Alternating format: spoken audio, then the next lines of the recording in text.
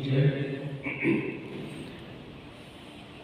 प्रातः स्मरामि हृदि संस्फुरदात्मतत्त्वं सच्चित्सुखं परमं सगतिं तुरीयं जगन्निहितपानिं मण्डलं मण्डलानां तरुणतुलसीमालां कच्चनं कञ्जनेताशाय गोविन्दाय नमो नमः। वसुदेवसुतं देवं कंसचानूरमर्दनं देवकी परमानन्दं कृष्णं वन्दे जगद्गुरुं ब्रह्मानन्दं परमसुखदं केवलं ज्ञानमूर्तिं द्वन्द्वातीतं गगनसदृशं तत्त्वमस्यादिलक्ष्यम् एकं नित्यं विमलमचलं सर्वदी साक्षिभूतं भावातीतं त्रिगुणरहितं सद्गुरुं नमामि। सद्गुरुनाथ महाराज की गोपाल कृष्ण भगवान की जय। जय श्री कृष्ण। जय श्री कृष्ण। 16वां अध्याय चल रहा है। दैवासुर संपत्ति विभाग योग, ऐसे इस अध्याय का नाम है। दो प्रकार की संपत्ति, संपत्ति यानी सद्गुण, सात्विक भाव, भाव जिसको कहेंगे, दो प्रकार के भगवान ने बताया है। एक तो सात्विक है और दूसरे जो है असात्विक, असुरी, जिसको गीता में बोला गया। रामदास स्वामी, ये हमें सबको परिचित है। रामदास स्वामी ने दासबोध नामक ग्रंथ लिखा है। ग्रंथ का नाम दासबोध, गुरु शिष्य संवाद। हमारे यहाँ के जितने भी तत्व ज्ञान के ग्रंथ निर्माण हुए वो सब ऐसे गुरु शिष्य संवाद से ही निर्माण हुए। गीता भी संवाद ही है, श्री कृष्ण और अर्जुन का। ज्ञानेश्वरी में ज्ञानेश्वर महाराज और श्रोता, इनका एक संवाद है। वैसे दासबोध भी गुरु शिष्य नाम संवाद, गुरु और शिष्य का संवाद है। उसमें 20 समास है और एक समास में 10 दशक है। 10-10 ओवियों की रचना है। अलग अलग विषयों के निरूपण किया है।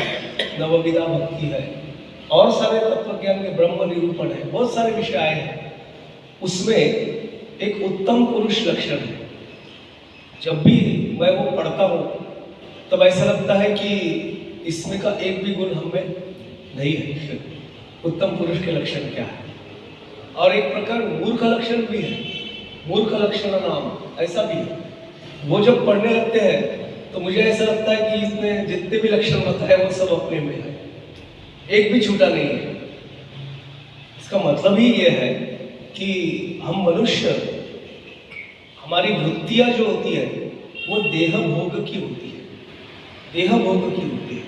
हमें ऐसा कभी ख्याल नहीं आता, चिंतन नहीं होता कि मैं आत्मोद्धार कर लूं, मैं कृतार्थ हो जाऊं, मुझे एक शांति, समाधान और नित्य आनंद का अनुभव होते रहे। एक बार बड़ा मजेदार किस्सा हुआ कि सभी आनंद ही आनंद है, तो किसी ने बोला कि ये जीवन व्यर्थ है, उसमें कोई परेशानी नहीं है। जब परेशानी होती है तो आदमी कुछ ना कुछ कामकाज या कुछ खटपट करता ही है, लेकिन शांति से है तो क्या खटपट है, पड़े रहना है। लेकिन एक दिन ये जीना भी बोलने को हो जाता है कि जीना भी क्या जीना, कुछ ना कुछ होना चाहिए, पीड़ा होना चाहिए। पीड़ा होना अलग बात है और देह भोग के लिए खटपट करना ये अलग बात है। पहले 3 श्लोक जो थे 16वें अध्याय के, वो दैवी संपत्ति का उल्लेख भगवान ने किया है। वो पुरुष लक्षण बताते समय भगवान ने बताया कि अहिंसा, सत्य, अक्रोध, त्याग, शांति, अपैशुन, दया, अलुलुप्तम, मार्दव, अचपला, अचापलम, तेज, क्षमा, धृति, शौच, अद्वेष, अद्रोह, गतिमानिता, ऐसे भगवान ने लक्षण बताया। 3 श्लोकों में हमने देखा। इसकी संख्या गिनी तो 17 है। 17 दैवी गुण भगवान ने बताया है। इसके अलावा भी 12वें अध्याय में श्लोक क्रमांक 13 से लेकर 19 तक और कुछ गुण बताए हैं। वो उसकी संख्या 33 है। एक प्रार्थना हम करते हैं, करेंगे कि इन 33 में से कम 3 तो भी मुझ में आ जाए। एक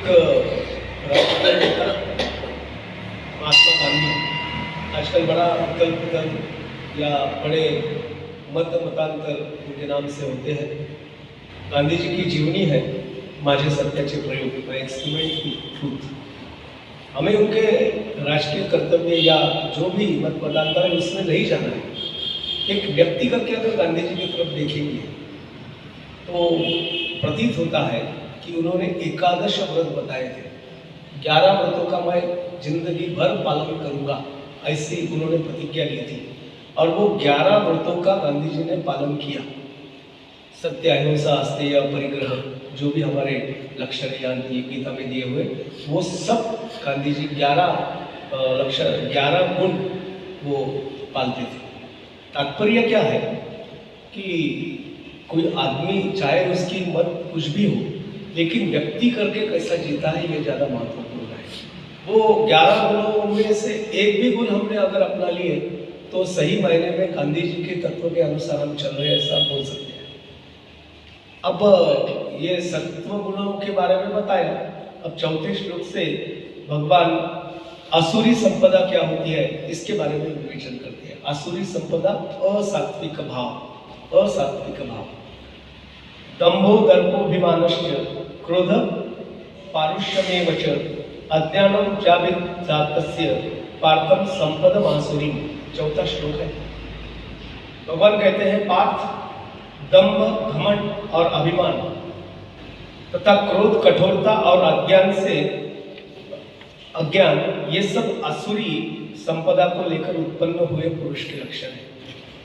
और आगे कहते हैं कि एक एक इसमें का जो लक्षण है उसका विस्तार से विचार किए तो पता चलता है। हम बोलते हैं कि हमें कोई गर्व नहीं है, कोई अभिमान नहीं है, हम तो बहुत सीधा साधा सरल जीवन व्यतीत करते हैं, लेकिन अंश मात्र स्वरूप से ये जो असुरी संपदा है ये हमारे अंदर पलती है। एक दंभ है।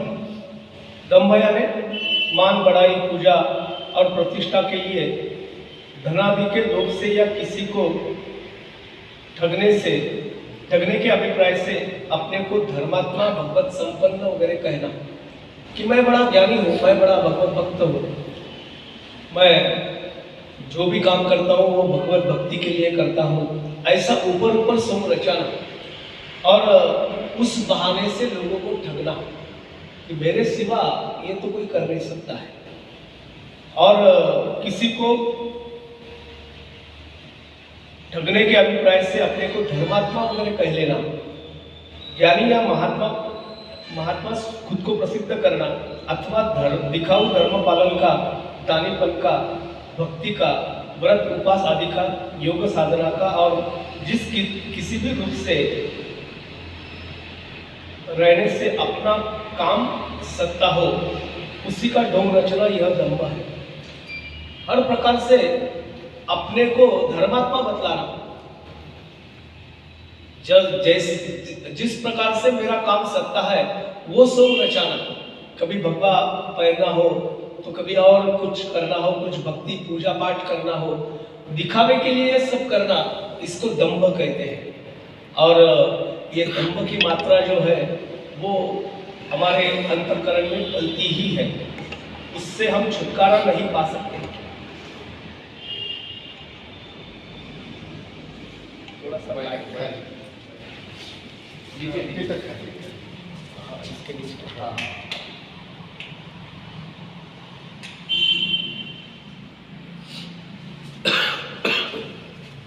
बाद में आता है अभिमान।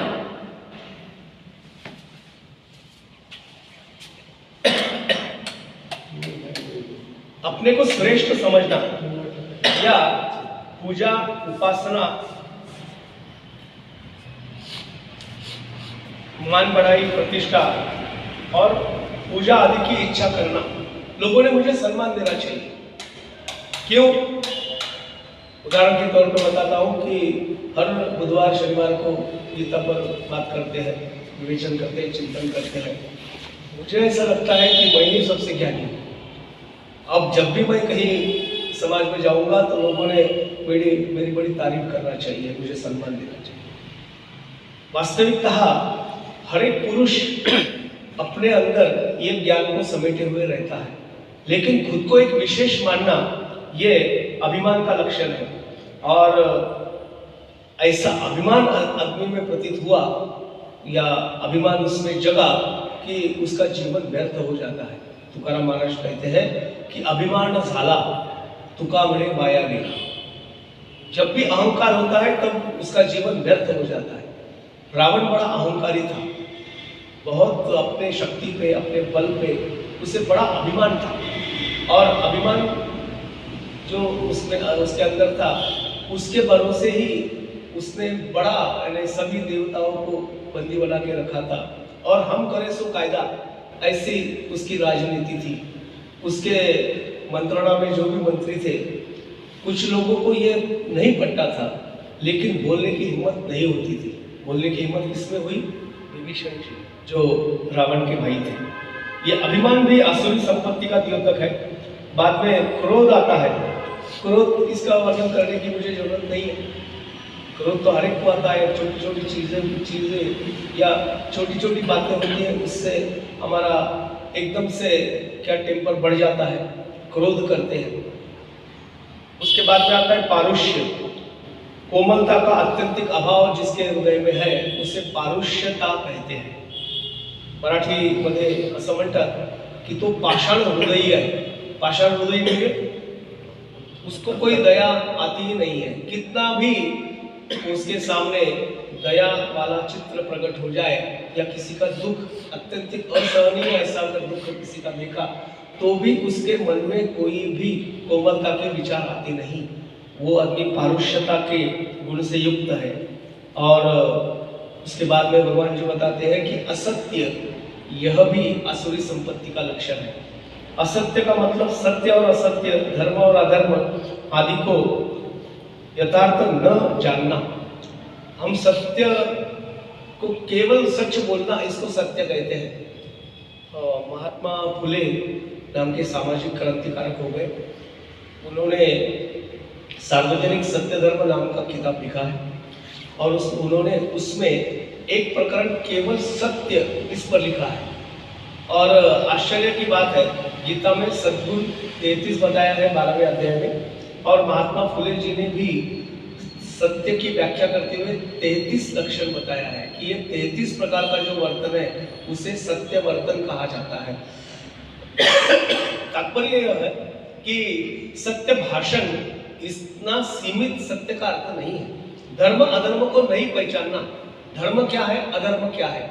एक प्रसंग महाभारत में आता है, जब कर्ण का चक्र, रथ का चक्र जमीन में फंस जाता है और वो चक्र निकालने की कोशिश करता है, नियंता है, रथ के नीचे उतरा है, वो चक्र घुमा रहा है।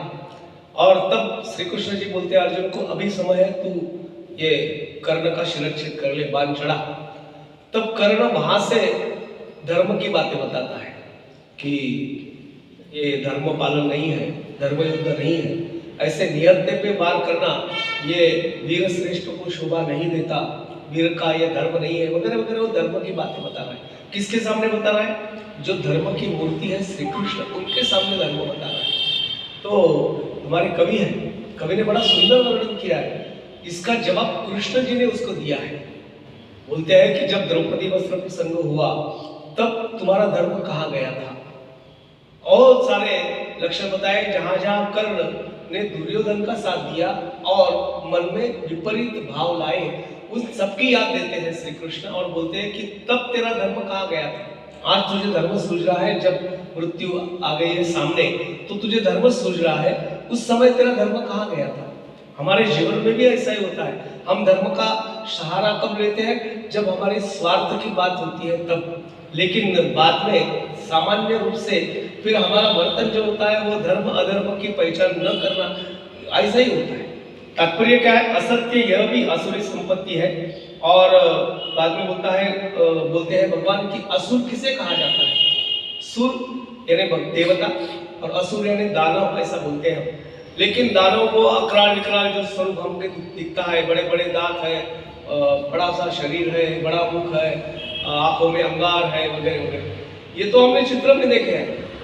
वास्तव में असुर किसने देखा है?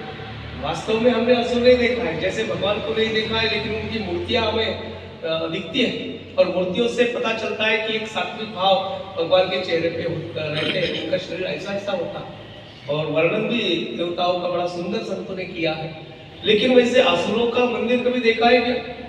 कहते हैं कहीं रावण का मंदिर है और रावण को पूछते हैं, लेकिन वो रावण की वैसी मूर्ति नहीं है वहां पे।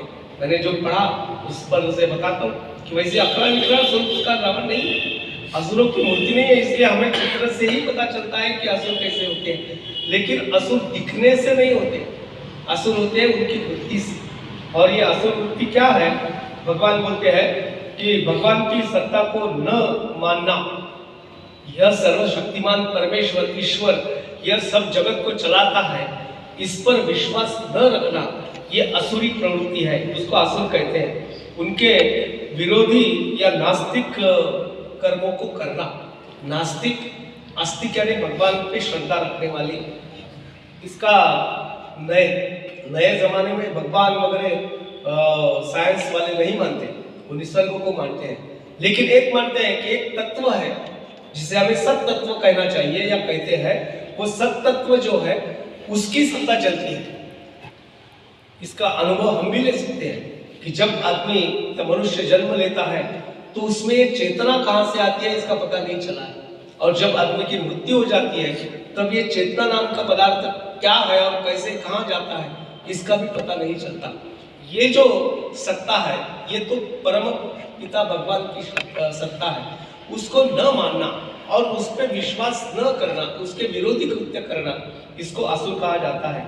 भगवान ने यहाँ तक दैवी और असुरी संपत्ति के सब गुणों का वर्णन किया। अब दोनों संपदाओं का फल बनाने के लिए भगवान प्रवृत्त हो जाते हैं कि सत्व गुण से युक्त पुरुष वो अगर सत प्रवृत्त होता है या सत्कर्म करता है तो उसका फल क्या होता है, और असुरी कर्म करता है तो उसके फल क्या होते हैं भगवान बताते हैं। 5वां श्लोक आता है, दैवी संपद्वी मोक्षाय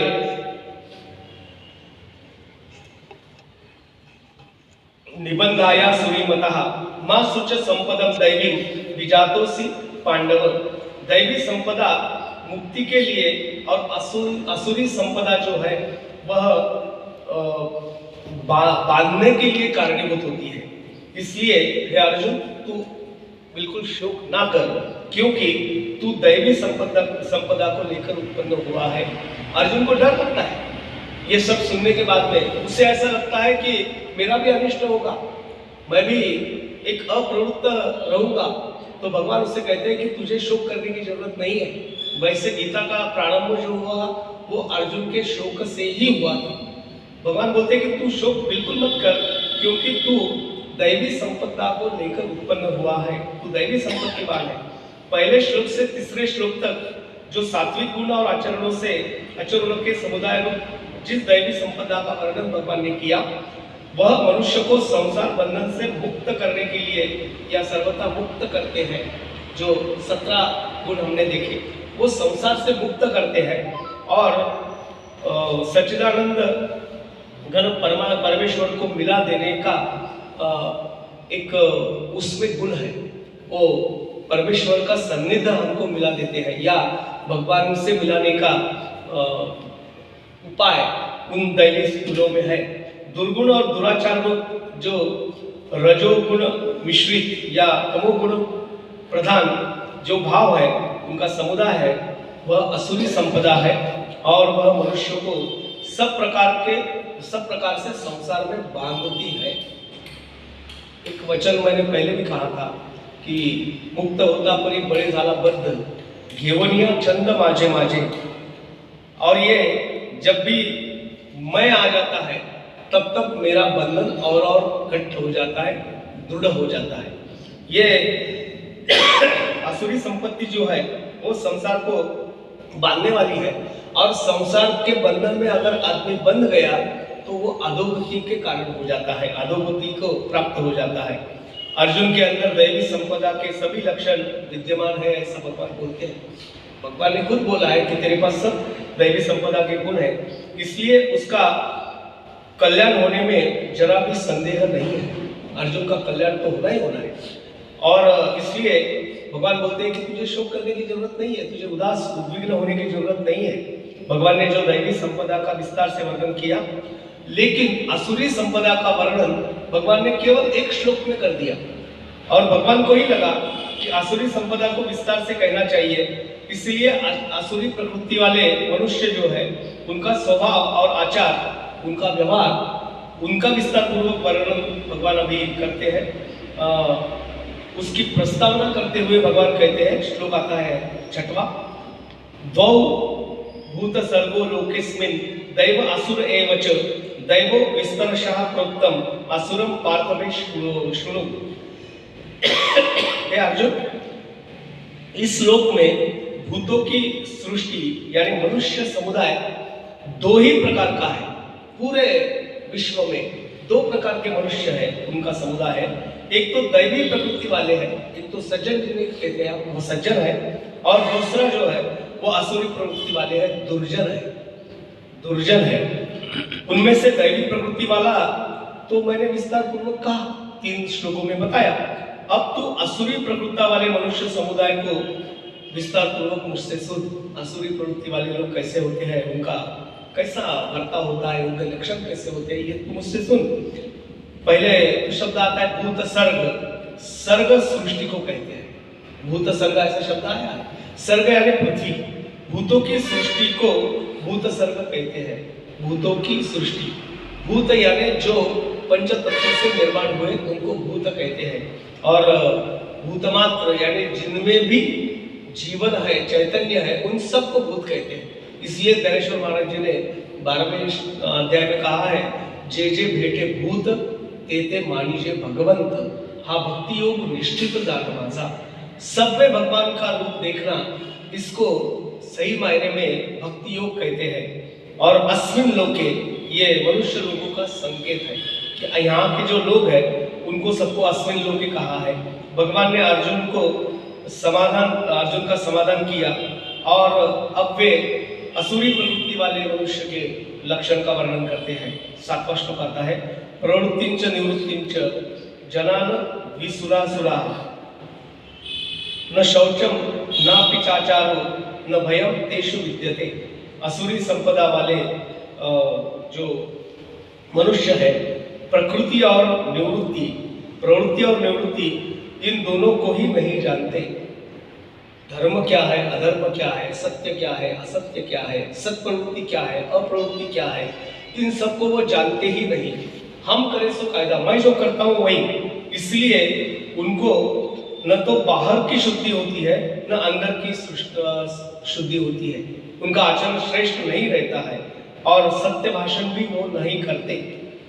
भगवान बोलते हैं कि उनको किसी से कोई लेना देना नहीं होता है, वो अपने में ही मस्त रहते हैं। जिस कर्माचरण से लोक और परलोक में मनुष्य का यथार्थ कल्याण होता है, ऐसे कर्म जो हमें इस लोक में और परलोक में भी कल्याण करते हैं, वही कर्तव्य है। मनुष्यों के कर्तव्य क्या है, तो यह और पर दोनों को एकदम कल्याणकारी करना। तुकाराम महाराज ने इनको प्रश्न पूछा था, बोलते थे कि जयाचे अहिक धड नाही तयाचे परत्र पुससी काही। जिनका यहाँ का बर्ताव ही ठीक नहीं है, सत्प्रवृत्ति नहीं है, उसका परलोक वाला कर्म या कल्याण पूछने का कोई मतलब नहीं आता। तयाचे परत्र पुससी काही, मनुष्य को उसमें प्रवृत्त होना चाहिए जो हमें इस लोक और परलोक में कल्याण करते हैं। जिस कर्म से अकल्याण होता है वह अकर्तव्य होता है, जिससे अकल्याण होता है, या हमारे जीवन में विफलता आती है, या हमें जीवन व्यर्थ लगता है, या इसके भी आगे जाके कहना चाहिए कि मुझमें दुर्गुण आते हैं, वो मनुष्य को वो कर्म नहीं करना चाहिए, उससे निवृत्त होना चाहिए, थोड़ा उससे दूर रहना चाहिए, एकदम से नहीं होगा। बहुत बार ऐसा बोलते हैं हम कि हमारे जीवन को कोई आदत गिर गई तो वो आदत कभी छूटती नहीं। किसी को झूठ बोलने की आदत रहती है, वो कभी भी सीधी बात नहीं करता है, झूठ ही बोलता है। तो झूठ बोलना तो हमारे अकल्याणकारी है, तो झूठ बोलना छोड़ना चाहिए, सत्य भाषण करना चाहिए। एकदम से कल से एकदम प्रतिज्ञा कर ली कि सत्य भाषण करूंगा, ऐसा नहीं होता है। धीरे धीरे धीरे धीरे हमको उसके ऊपर जाना पड़ता है। जैसे व्यसनों का भी है, व्यसन एक बार जड़ गया तो ऐसा बोलते हैं कि मेल्याशिवाय ती खोड जात नाही, ते सवय जात, वो जिंदगी के साथ नहीं है। वो उसका व्यसन कब समाप्त होगा? उसके मृत्यु के साथ ही समाप्त होगा। लेकिन ऐसा नहीं है। मनुष्य तो सर्वश्रेष्ठ है, सर्वशक्तिमान है, एक अद्भुत किमया है भगवान की, हमें बनाया है, हमें बुद्धि दी है, हमारे इंद्रिय दिए हैं, और इनसे हम प्रयास करने लगे तो असाध्य बात भी हम पूरी कर सकते हैं। तुकाराम महाराज ने बड़ी सुंदर कहा, असाध्य ते साध्य करिता सायास, कारण अभ्यास कामने। जो असाध्य अप्राप्य है वो भी मनुष्य प्राप्त कर सकता है, उसके लिए उसको अभ्यास करना चाहिए।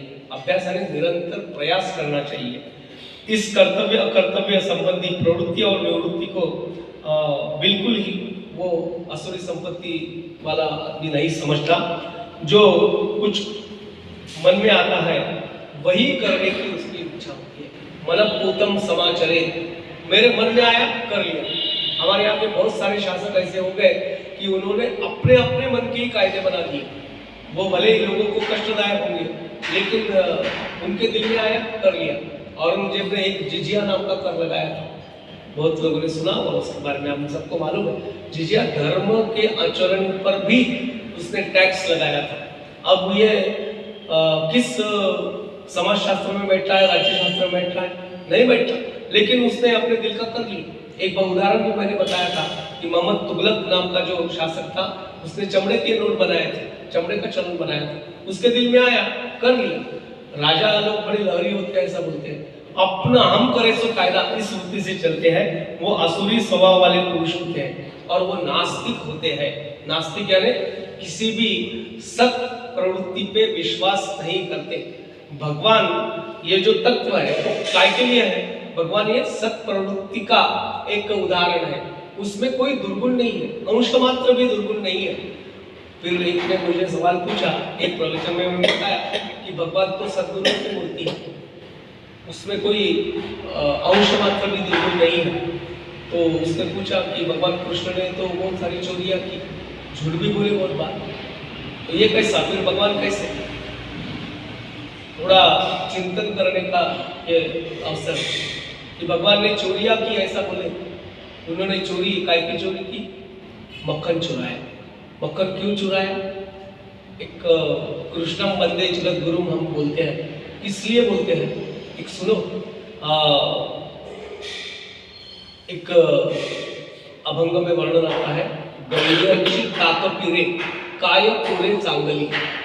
गोकुल में बहुत दूध निकलता, दही भी होता था, नवनीत भी था, लेकिन बात ऐसी थी कि गोकुल में जितने भी ग्वाले थे उनके घर में निकला हुआ जो सब दूध है वो मथुरा जाता था, राजधानी में जाता था, बेचने के लिए जाता था या राज व्यवहार के लिए देना पड़ता था टैक्स के रूप से। घर में कोई दूध लोनी नहीं बचता था, वो सब वहाँ पहुँचाना पड़ता था। और बच्चों को क्या मिलता था? घर में तो बहुत सारा गोबर है, लेकिन बच्चे क्या पी रहे हैं? ताक पी रहे हैं। इसलिए वो सब सुखड़े सुखड़े थे, किसी के बदन पे मांस नाम की चीज नहीं थी, बहुत ही। इसलिए तुकाराम महाराज बोलते गवळ्यांची ताक पिरे काय पुरे चांगली। वो ताक पीने वाले उनको शक्ति कैसे आएगी? सुदृढ़ कैसे रहेंगे? अब ये मथुरा में जाने वाला जो दूध है वो रोकने के लिए भगवान ने बहुत सारी लीलाएं की, हमको मालूम है।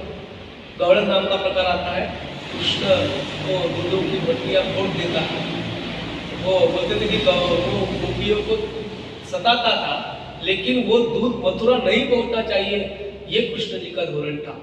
और सबके घरों में चोरी करके भगवान ने अपने जो मित्र थे, सहपाठी थे, उन सबको मक्खन खिलाया ताकि उनके शरीर मजबूत हो।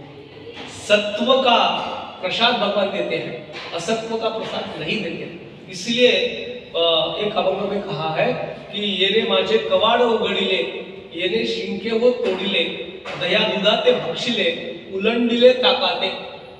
उसने मेरा घर का कवाड़ खोल दिया, दरवाजा खोल दिया। शिंक, शिंक मालूम है? ऊपर टांग के रखते थे मटका दही,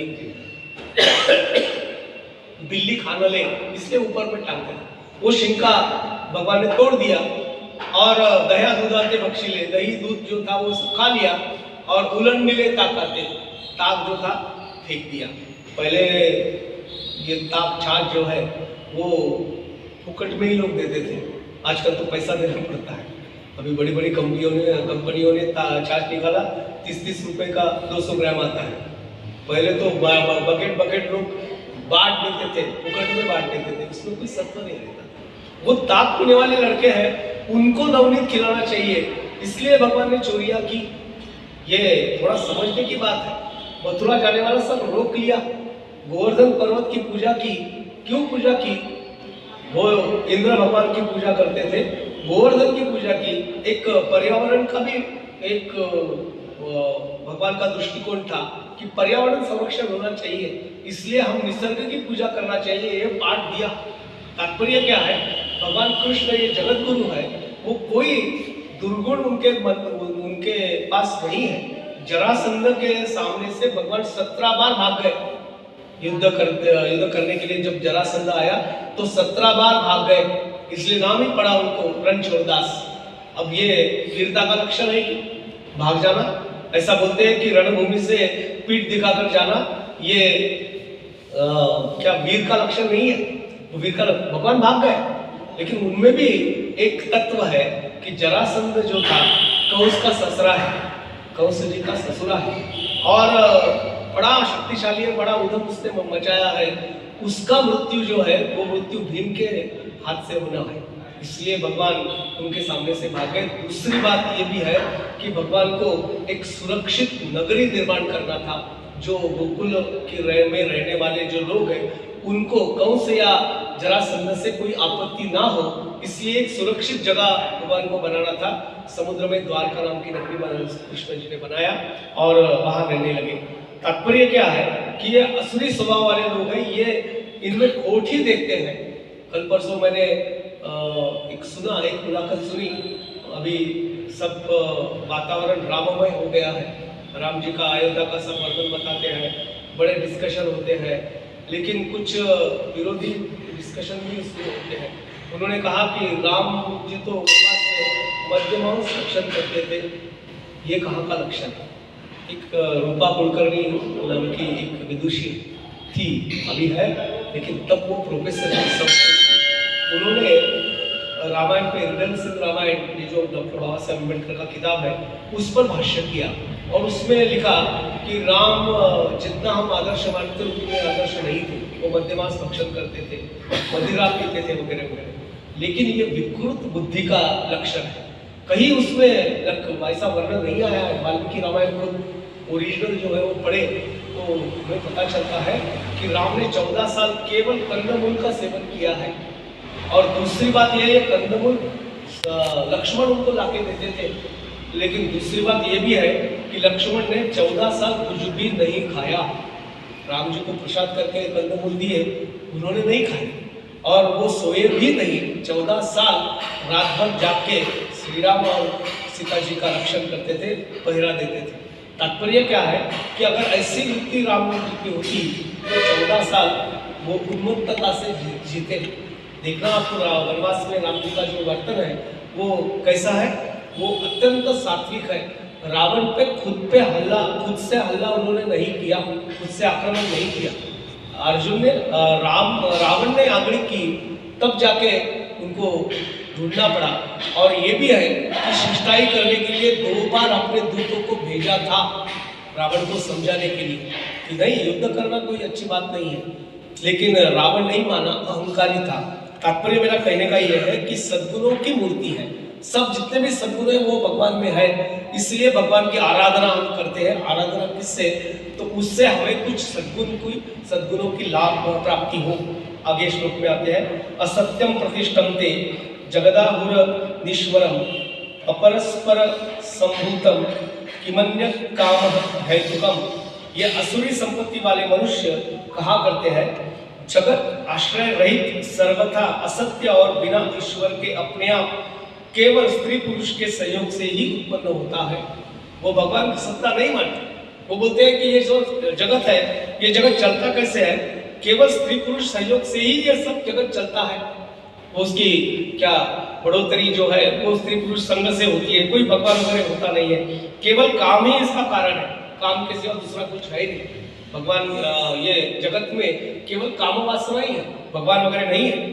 इसमें आसुरी प्रवृत्ति वाले मनगढ़ंत कल्पनाओं का वर्णन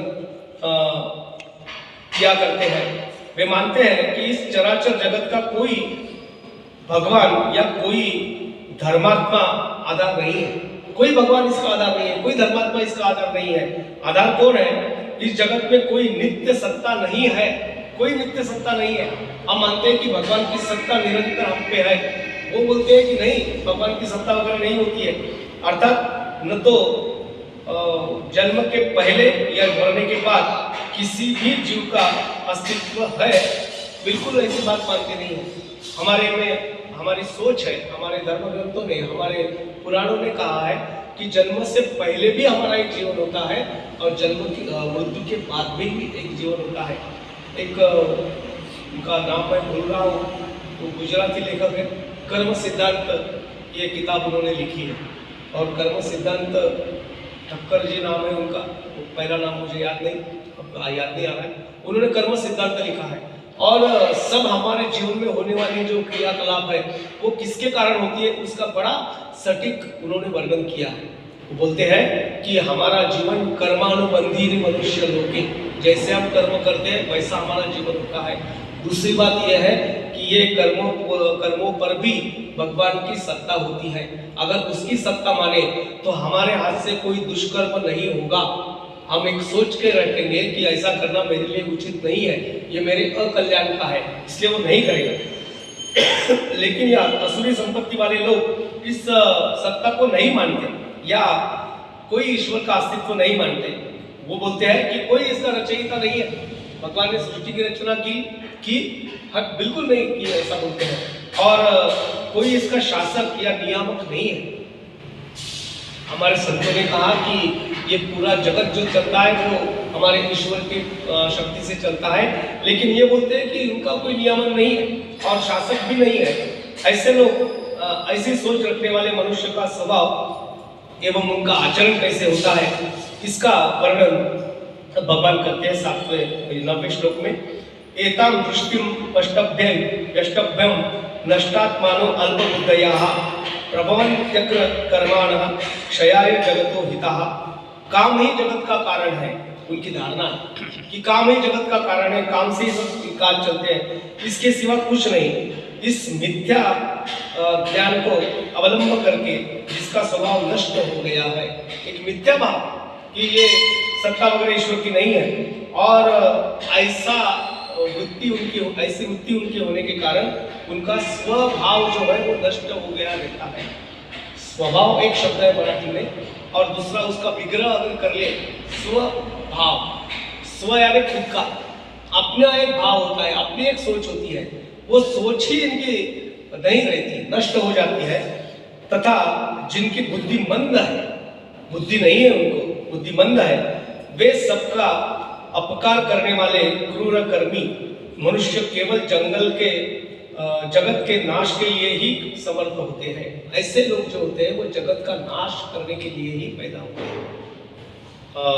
एक बड़ा सुंदर उदाहरण आता है, कथा आती है कि एक आदमी था कि वो कभी अच्छा नहीं सोचता था। एक बूढ़ी आजी थी, आजी वो अच्छा नहीं सोचती थी, सबके लिए वो गलत ही सोचती था। गांव में बड़े भजन पूजन होते थे, कभी गई नहीं। दरवाजे पे कोई भिक्षा मांगने आया तो उसको कुछ उसने दिया नहीं। और परिस्थिति कैसी है तो बहुत बड़ा बाड़ा है, बहुत सारी खेती है, सोना है, सब संपत्ति भरपूर है, लेकिन दान धर्म पुण्य उन्होंने नहीं किया, करती नहीं थी, भजन सुनती नहीं थी, कीर्तन नहीं सुनती थी, अपने ही में मस्त रहती थी, भिक्षा भी डालती नहीं थी। मर गई एक दिन तो बेटों ने सोच लिया कि अब क्या है कि जितने देर तक हम जिंदा रहते हैं उससे ज़्यादा केयर लोग मरने के बाद करते हैं। तेरहवीं करेंगे या क्या बरसी करेंगे, गंगा में रक्षा बहाना है, लोग लेके जाते हैं। तो गांव के लोगों ने बोला कि इनकी रक्षा गंगा में विसर्जित करने का कोई कारण नहीं है। जिंदगी भर इन्होंने कभी राम जी का नाम नहीं लिया, कोई भजन पूजन नहीं किया, सत्प्रवृत्ति का कोई काम नहीं किया, गंगा जी भी इनकी रक्षा नहीं करेगी। अब बेटों ने 4 बेटे थे, मुंबई से एक बेटा आया, बोले नहीं मैं लेके जाऊँगा, ट्रेन से लेके जाऊँगा। रक्षा का कलश लिया और निकला बनारस जाने के लिए, गंगा में माँ की रक्षा विसर्जित करना है, कलश लेके निकला। अब डायरेक्ट ट्रेन तो है नहीं, नागपुर से दिल्ली जाना पड़ता है। दिल्ली में रुका, एक अपने दोस्त के यहाँ रुका, कलश रख दिया और रात भर सो के सवेरे निकलना है। सवेरे उठा, नहाया धोया, अब बनारस के लिए निकलना है। देखा कलश कहाँ है, कलश कहाँ है, कलश दिख नहीं रहा। पूछा दोस्त से, यार भाई मैंने यहाँ कलश रखा था, क्या हो गया? तो बोले यार मेरा उनका ख्याल नहीं है, पूछता हूँ मिसेज से कहाँ रख दिया। पूछा तो वो मिसेज बोली कि यहाँ उन्होंने रखा था कलश, मैंने देखा खोल के, उसमें मट्टी थी, रक्षा थी, तो मैंने नाली में बहा दी। अब बेचारा गंगा में रक्षा डालने निकला, वो कलश की मट्टी तो सब अरे रात, रक्षा तो नाली में चली गई। अब क्या करना? वैसे वापस जाओ तो लोग बोलेंगे ठीक, बनारस गया 2 दिन रहा, वापस आया, बताया घर में कि नहीं नहीं अच्छे से सब हो गया, अच्छे से सब हो गया, रक्षा विसर्जित कर ली। लेकिन मन में उसके था कि माँ की रक्षा हम गंगा में विसर्जित नहीं कर पाए। तो फिर 13वीं के दिन फोटो रखे और लोगों को बुलाए, फिर 14वीं के दिन बुलाते गुरुजोर करने के लिए बुलाए और थोड़ी सी एक जो घर में रक्षा रहती है वो थोड़ा सा बुद्धि वहाँ रखे और पूजा पाठ करने लगे। तो वो उसके दिल में आया कि ऐसा करेंगे कि ये जो विभूति है थोड़ी सी वो गंगा में जाके अर्पण कर देंगे, नहीं पूरा कलश ये करेंगे। फिर निकले। अब चारों भाई बोले कि हम सब मिल के जाते, अब तो सब हो गया, घर का क्या आसौच जो था वो सब निकल गया, सब मिल के जाते। सब मिल के गए, एक डिब्बी में लेके गए तो और गए गंगा में, पूजा पाठ वगैरह कर लिए, स्नान वगैरह कर लिए और पंडित जी ने बताया कि चलो तुमने जो लाया है वो गंगा को अर्पण कर दो। उन्होंने वो डब्बी गंगा में अर्पण कर दी और बस स्नान करने निकल गए। थोड़ी दूर उनकी ये जो स्त्रियाँ थी, पत्नियाँ, वो भी नहा रही थी। एक ने डुबकी लगाया और ऊपर उठा के ऊपर आई तो हाथ में डिब्बी उसके हाथ में लग गई। बड़ी खुश हो गई कि गंगा जी ने मुझे प्रसाद दिया, गंगा जी ने प्रसाद दिया, गंगा जी ने प्रसाद दिया। वो डब्बी उसने लेके वापस आ गई, गंगा में बही नहीं, डिब्बी लेके घर में आ गई। वर्षी का समय आ गया, उसने सोचा कि भाई अभी ये डिब्बी जो है गंगा जी का प्रसाद है, हमारे माँ जी को चढ़ाएंगे, माँ जी का आशीर्वाद करेंगे। फोटो के सामने रख दी डिब्बी और वो 13वीं का जो भी पूजा पाठ है सब हो गया। और बाद में क्या कि माँ जी का प्रसाद करके वो डिब्बी का जो भी रक्षा थी वो सबके माथे पे तिलक लगा दिए। तात्पर्य क्या कि उनकी रक्षा गंगा में नहीं गई। जिसके मुंह में राम जी का नाम नहीं आता उसका मृत्यु के बाद में भी कल्याण नहीं होता। ये लोग ये मानते ही नहीं। असुरी संपत्ति वाले लोग बोलते हैं कि जीवन के पहले कुछ नहीं रहता और मृत्यु के बाद में भी कुछ होता नहीं है, लेकिन ऐसा नहीं है। भगवान कहते हैं अगले वाले श्लोक में, 10वें श्लोक में, आखिरी का श्लोक आता है अभी।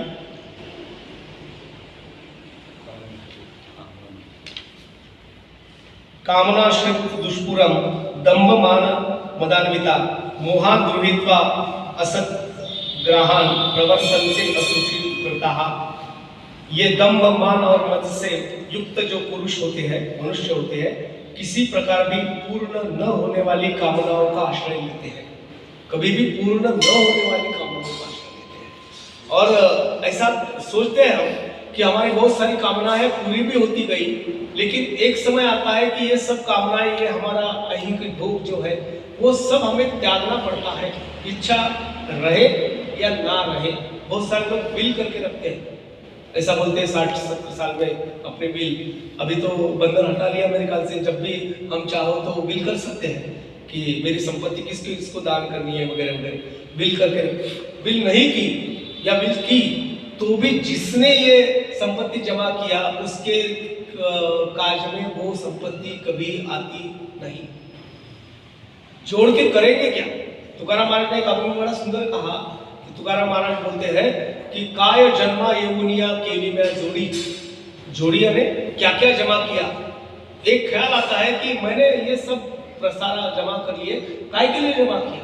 हाच घड़ो घड़ी चिंता ये तो आठम। मुझे बार बार ये ख्याल आता है कि ये सब मैंने जमा किया, इसका मुझे लाभ क्या है?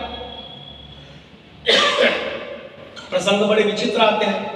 पिताजी की मृत्यु हो गई, उनका एक पुश्तैनी घर था, घर में बहुत सारा सामान और सामान में काम की चीजें बहुत कम, बेकाम की चीजें बहुत ज्यादा।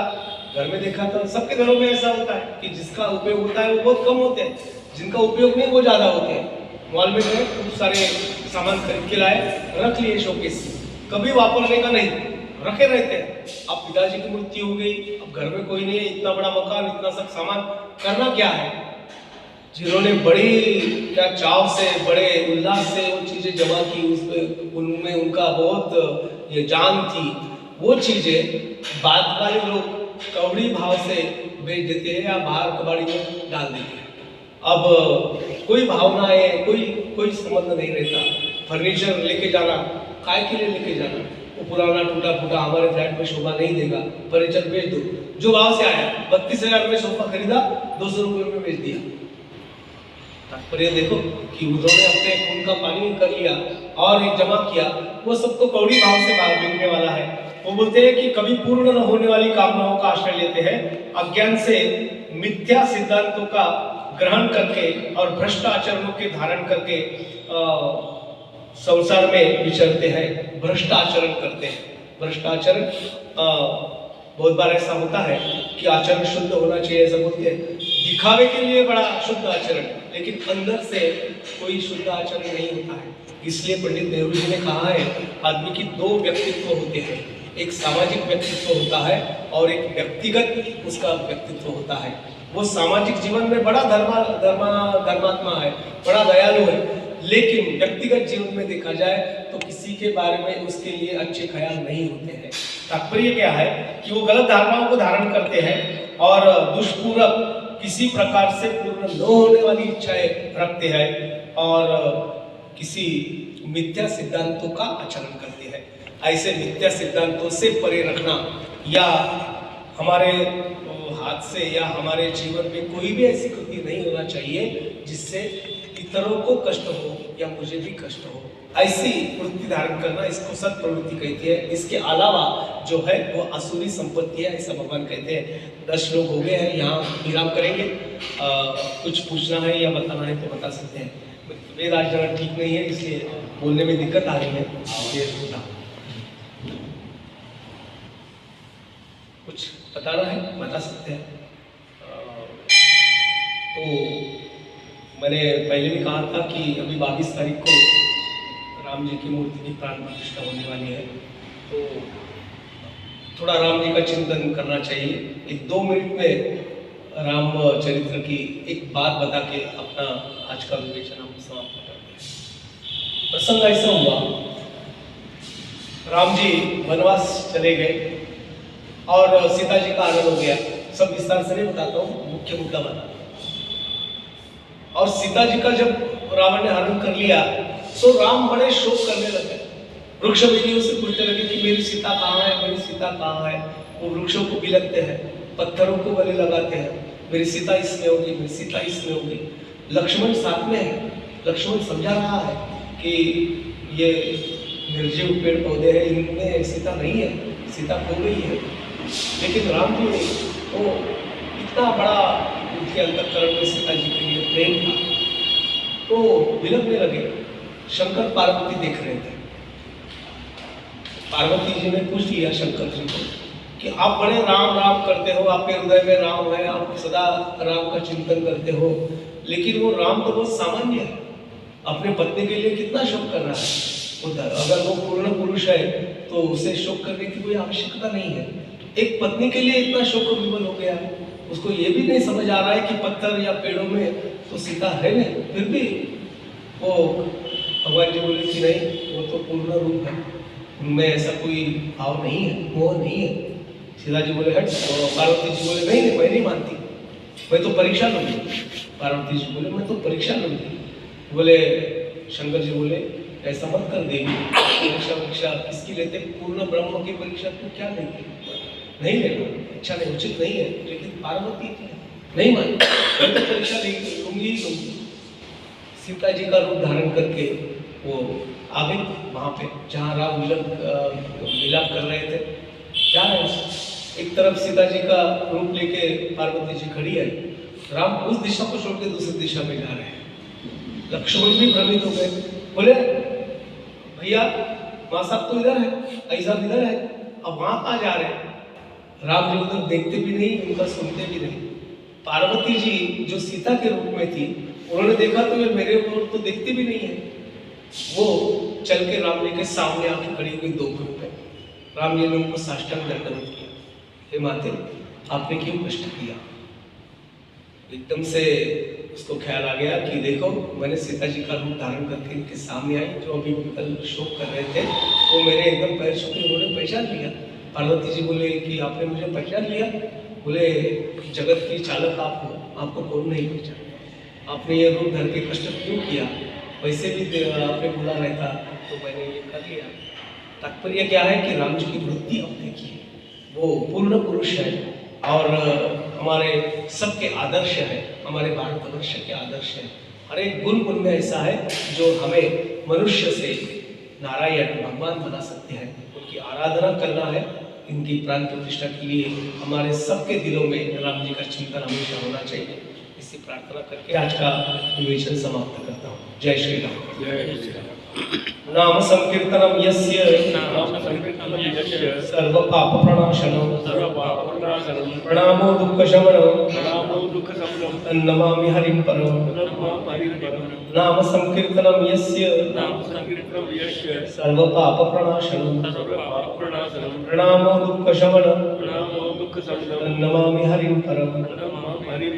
नाम संकीर्तनम यस्य सर्व पाप प्रणाशनम प्रणामो दुःख शमनम तन्नमामि हरिं परम।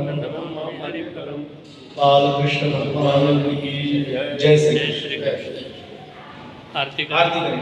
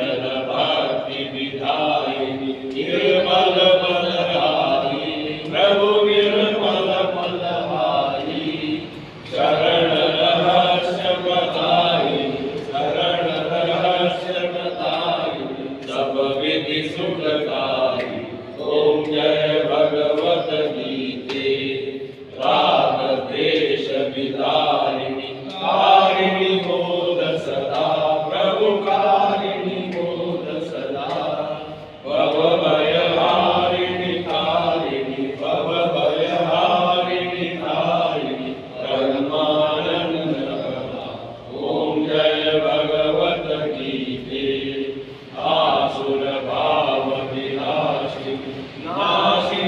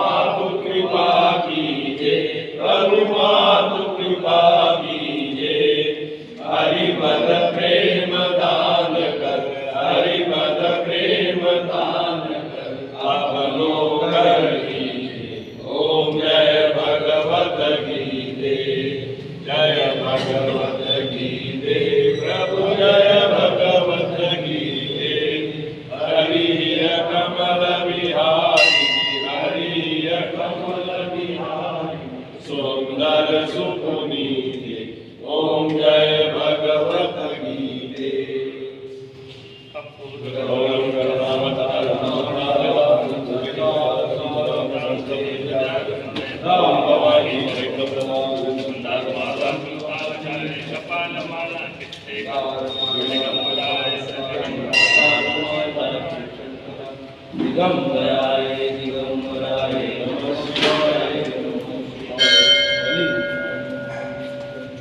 नमः शिवाय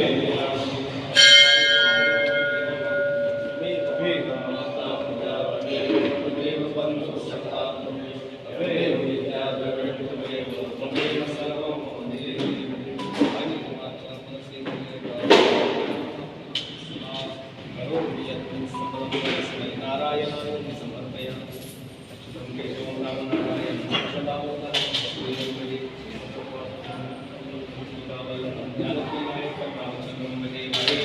हरे राम राम राम हरे हरे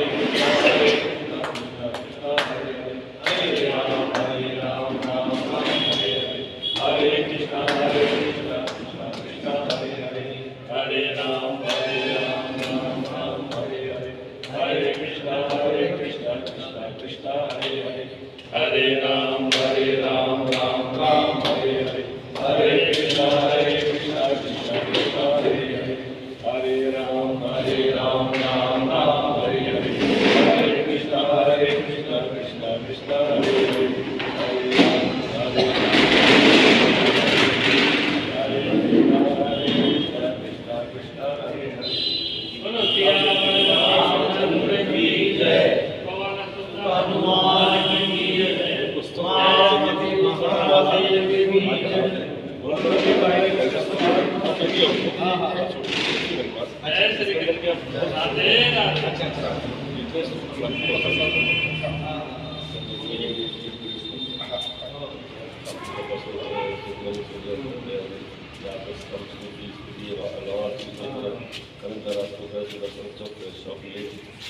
ये पूरी इसके अंदर में श्री राम जय राम जय जय राम श्री राम जय राम जय जय राम श्री राम जय राम जय जय राम श्री राम जय राम जय जय राम श्री राम जय राम जय जय राम श्री राम जय राम जय जय राम श्री राम जय राम जय जय राम श्री राम जय राम जय जय राम श्री राम जय राम जय राम जय राम श्री राम जय राम जय जय राम श्री राम जय राम जय जय राम श्री राम जय राम जय जय राम श्री राम जय राम जय जय राम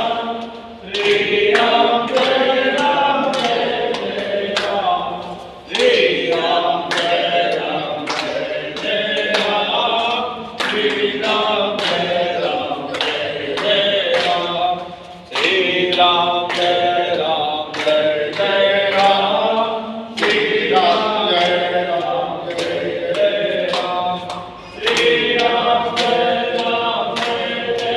राम श्री राम जय राम जय जय राम श्री राम जय राम जय जय राम श्री राम जय राम जय जय राम श्री राम जय राम जय जय राम श्री राम जय राम जय जय राम श्री राम जय राम जय जय राम श्री राम जय जय राम। आ जाओ उधर उधर उधर सामने आ जाओ।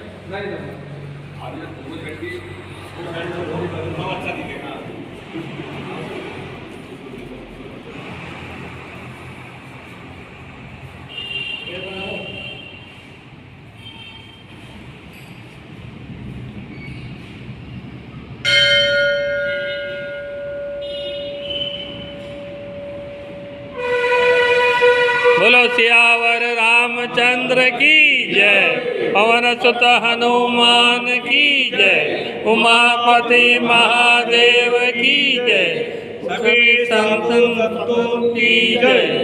जय श्री कृष्ण। जय श्री कृष्ण। राधे राधे।